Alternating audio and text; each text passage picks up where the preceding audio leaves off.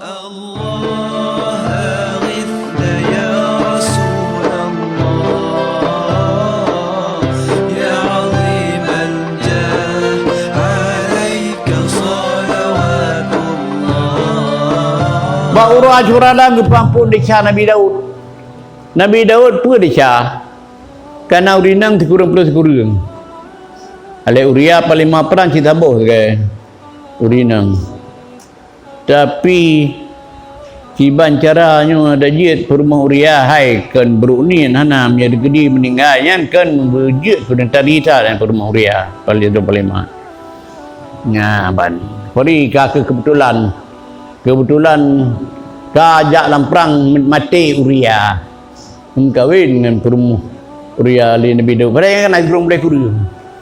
Dia ada Jibril ya sendi cara sendiran dia tanya bak Nabi Daud hai ilun nyukan na kameng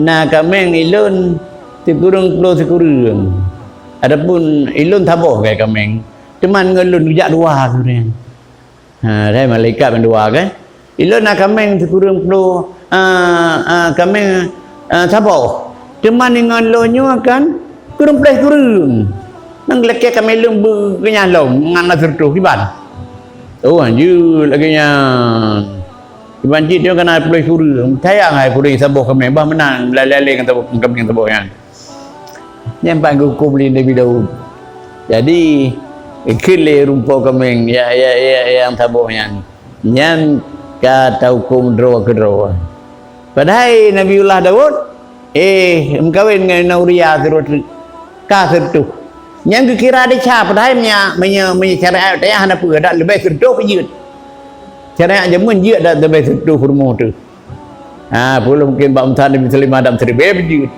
hana tapi menau betat berhana jadi ca nyanna bab ji punya kamu kita hasanatul abrar sayatul lil muqarrabin ya buat jeroh macam buat jeroh bak urun taat biasa tapi kira bro le urun yang qarabin urun katosa dengan dekat dengan Allah urun katosa dengan Allah yang di atas singkat abrar walaupun gad bak urun abrar macam buat gad tapi bak urun je kira bro ya jadi nyan ke dunia belah du maupun yang ubena ilingkan belah Daud itu timon halim ia mata Nabi Daud itu buat nalum.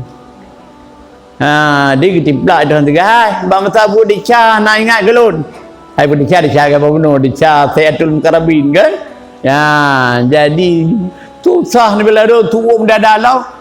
Nalium yang kayu angoh kali dengan tuum dadag.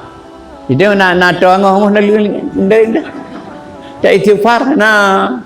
Yang kaya buat istighfarnya pedang baik istighfar penduga tu istighfar awal istighfar pulau Tuhan hana mitai dati jadi menyatakan astaghfirullahaladzim arti kita mitai ni bab benda salah yang istighfarnya baik istighfar lain lo nah jadi oleh kerana demikian arti istighfarnya betul bati berbibit menyertai ni bab dosa kata bubur dan tercerita handai kita babuknya ya jadi panjang terima taban belah Daud menurut hari Nabi adalah Baurah Ashura بالباب يرتجي لثم الأعتاب